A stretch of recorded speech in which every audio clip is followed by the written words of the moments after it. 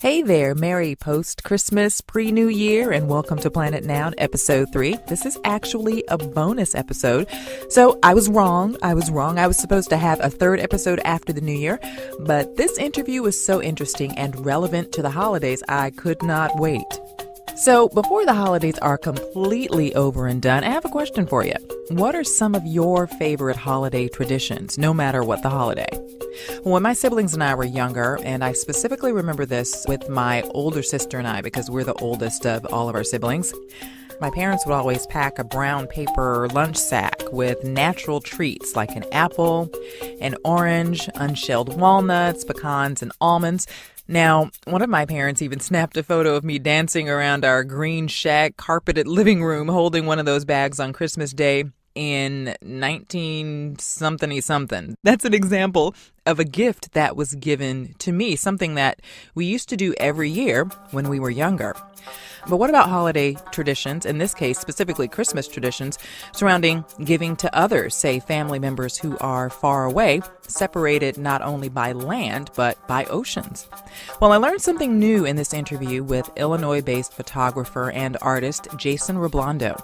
He wrote a piece for CityLab about special boxes that members of the Filipino diaspora send home each year for Christmas. He joined me on Skype.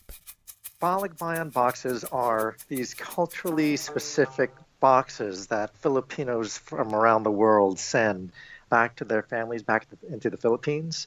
So the phenomenon of the Filipino diaspora is something that I've been interested in over the last couple of years.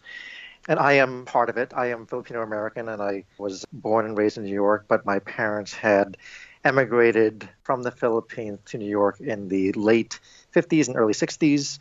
So we grew up with these Balikbayan boxes, and I really didn't know what they were. I knew that we were sending things back to family in the Philippines, but I didn't know what Balikbayan meant.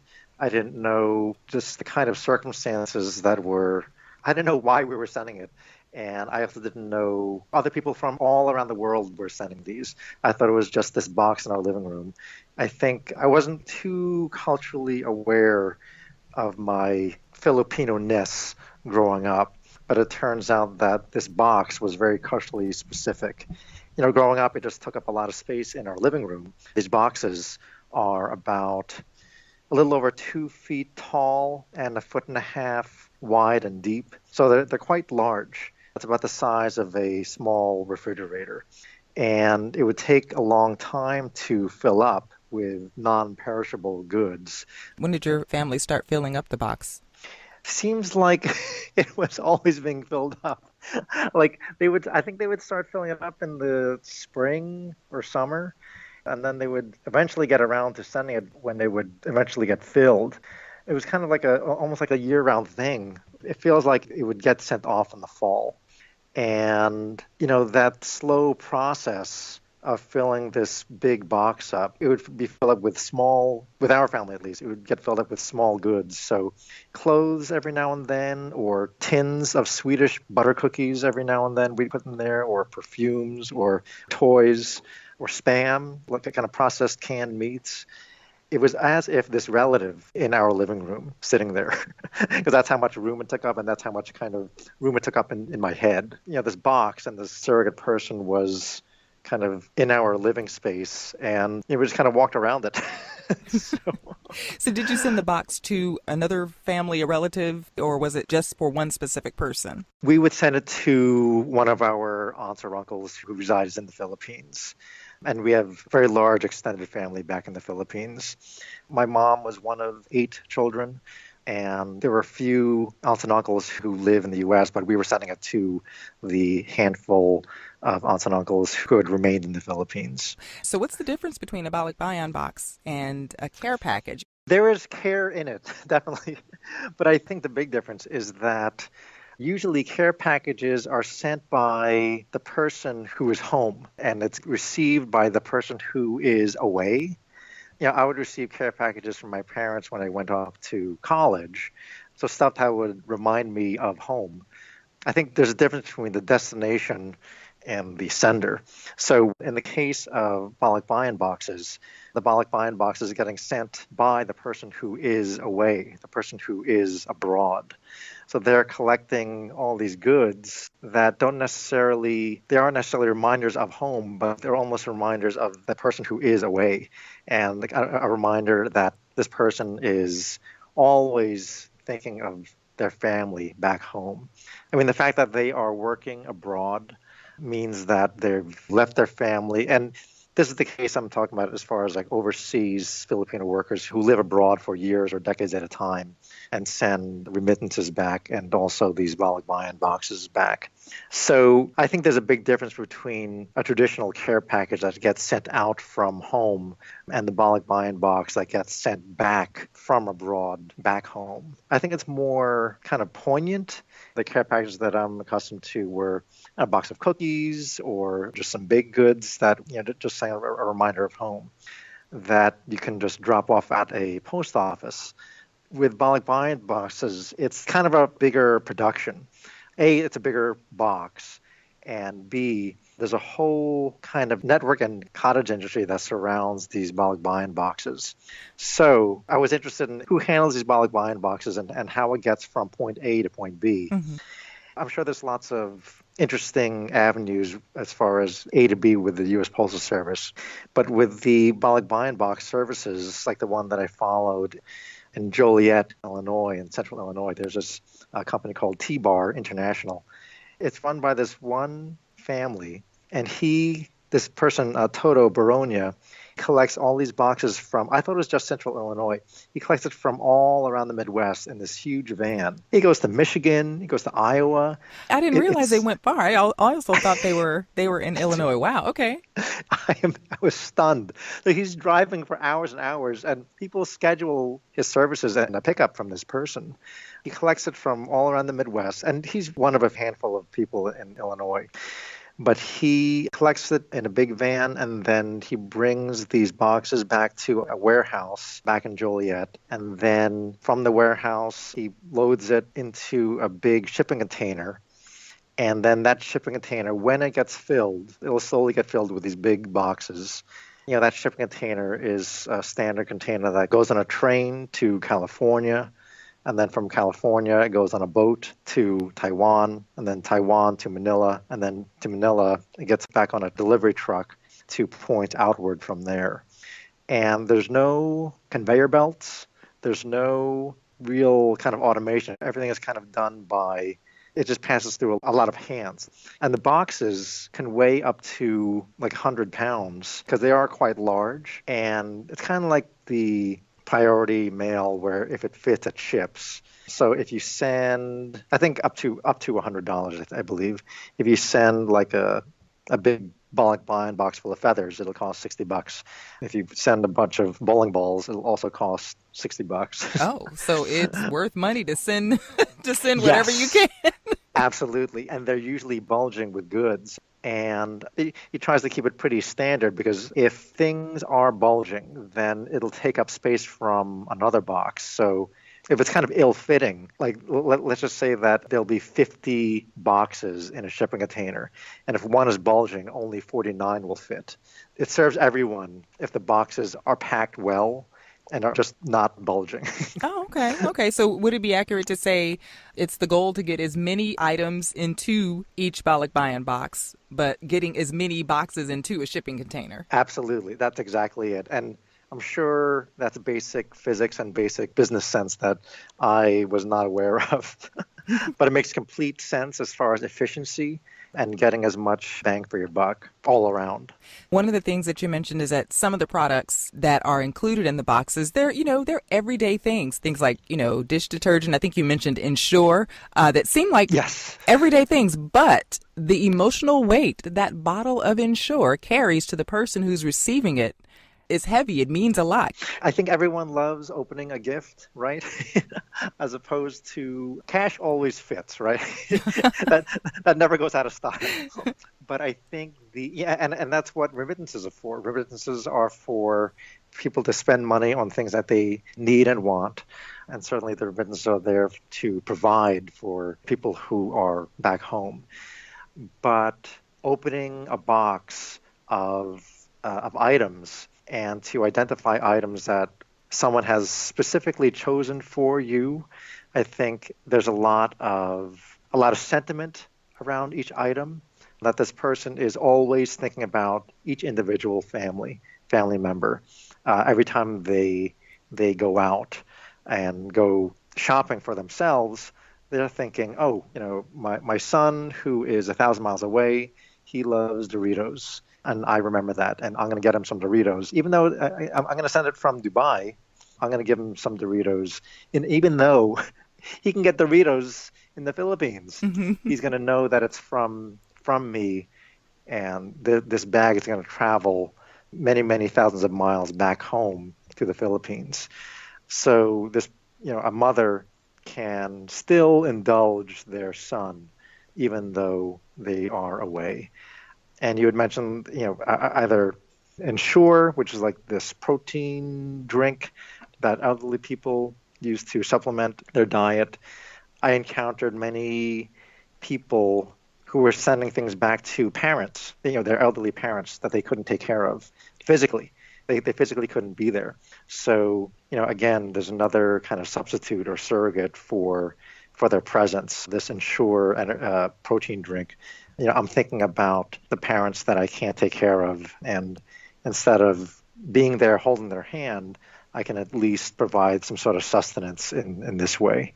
And I think it means a lot as far as just the act of being away is a sacrifice.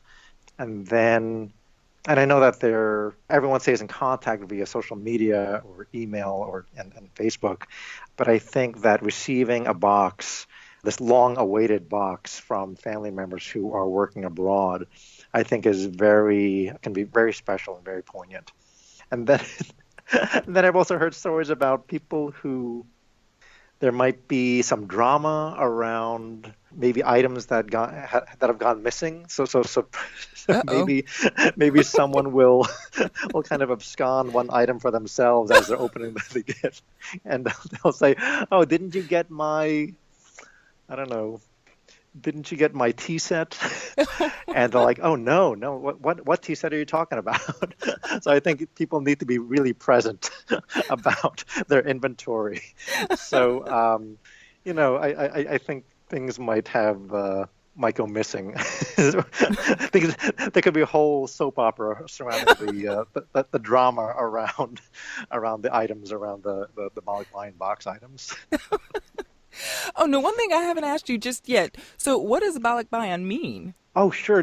So I didn't find this out until I was 35. And I was visiting the Philippines the first time as an adult. And I was meeting a cousin who I'd never met before at this family party. And he said, "Oh, Jason, you're the Balikbayan." And I said, "What do you mean? Like the box?" He goes, "No, you're the person who's returning. You're the person who's kind of passing through and coming back home." And balik means return, and bayan means home, or actually bayan means town or nation. So you're the person who's returning, who's coming back, and kind of like repatriating. So the term balikbayan means it's applied to the box as far as the person, like the box is coming back, but also it refers to a person, the person who is returning. So there's always this connection, even though he called me Balikbayan, even though I had never been home before. That was my first time visiting the Philippines, yet there was an expectation that I was returning home to the homeland. So I felt this connection that I should have felt before, but him saying that really had this kind of emotional connection to me, that someone was missing me all the time, even though I was visiting for the first time. As I was doing more research, I thought it was interesting finding out that the term was coined in the 70s by Ferdinand Marcos, and it was like this Balikbayan program that was meant to kind of capitalize on people who were moving abroad permanently. So Filipinos like my parents who made their home in the U.S. and they came up with this term because they would want people to come back and reinvest and be a kind of good ambassador abroad, but also tell people, don't forget about the Philippines, don't forget about where you came from. So come back home and bring some money, bring some goods, but also be good ambassadors to the world too. And now this whole situation is kind of fraught with, as far as overseas Filipino workers goes. Overseas Filipino workers are often referred to as national heroes. So even though, because they are really propping up their income, the income that they send back to the Philippines in the forms of remittances, they make up a significant part of the Philippine GDP. So the country really depends on this kind of human export of labor to all over the world. And without them, the economy would be in even worse shape that they are in right now. So the whole thing is kind of dependent upon this perpetual absence of family members. And I think when I think about that and the role that the Balikbayan box plays in connecting family members from all over the world, not just the U.S., but Filipinos, they're like these constellations, just spread out all over the world, and sending goods back and sending their love back and sending money back. I think it's wonderful, but I also think there's this absence that is always there. It's kind of like this, I don't know, it's just like this empty chair at the table that people are always missing them, and the person who is abroad is always missing their family. Wow. So I can't help but think of the song, I'll Be Home for Christmas. Sure. But with a slightly different meaning. Exactly. I mean, it's hard. I mean, I think a lot of people send those Balikbayan boxes, they send them usually in October. And that's like the high season for a lot of the Balikbayan box companies because it takes so long for those boxes to get back in time for Christmas. Christmas in the Philippines is pretty intense, and a lot of people come back for their month off during that time.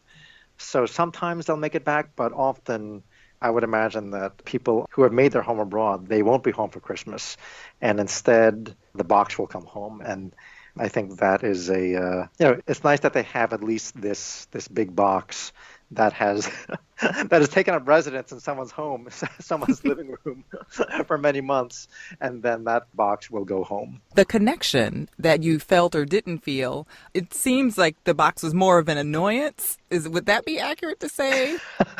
I think as a young child, I can't even say it like as an adolescent. Maybe as an adolescent, I may have had more awareness, but I think growing up, I would just see this box, and it would be just taking up space, and it's just something that was in the way and inconvenient.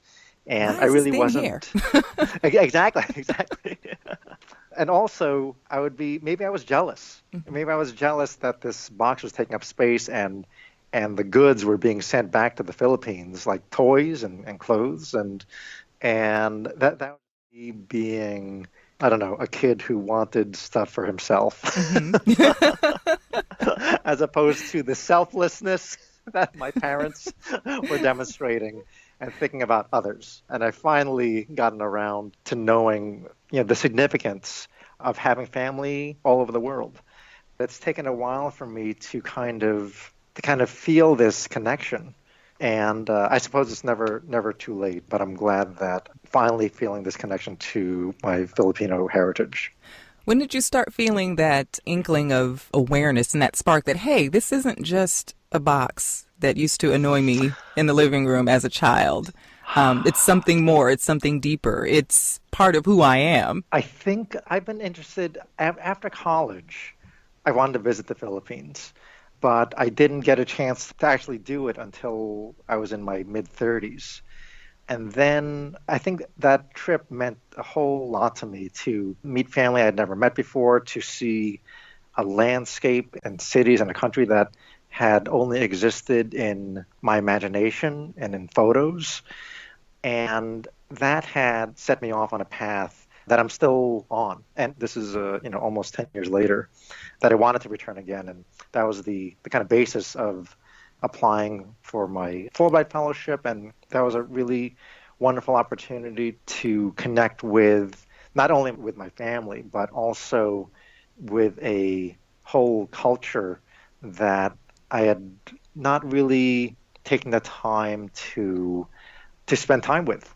And I'm still trying to figure out exactly why I'd been so kind of removed from it, whether it be maybe my parents thought I would absorb a lot of their culture just by osmosis. But I think the reason, like first generation immigrants, I think the priority is assimilation at all costs. Mm-hmm. But I think that there's a price to pay for that. And it took me a little while to kind of be interested about my heritage, but I'm glad that it's happening. I have a young boy, I have a 5-year-old, mm-hmm. and I hope that he will be as interested in the Filipino half of his family, but I'm barely that person to to pass that on because my experience is so watered down. So I think that experience in the Philippines was he was 3 at the time. I'm not sure if he's going to remember much, but I know it will be part of his experience. Did your parents speak Tagalog at home? They did.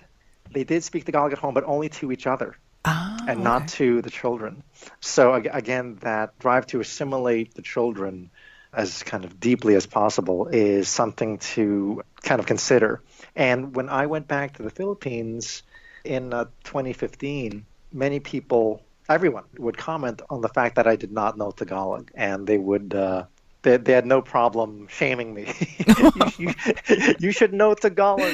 You're Filipino, and even in I went to this project mm-hmm. on the diaspora. I went to Dubai, I went to Milan, and every Filipino I interacted with, they were stunned and embarrassed that I did not know Tagalog. And I was embarrassed myself, and I would be constantly apologizing. And I think there's a perception, I think, this might be in my head, but I think there's a perception that this person did not take the time and did not care enough to learn Tagalog.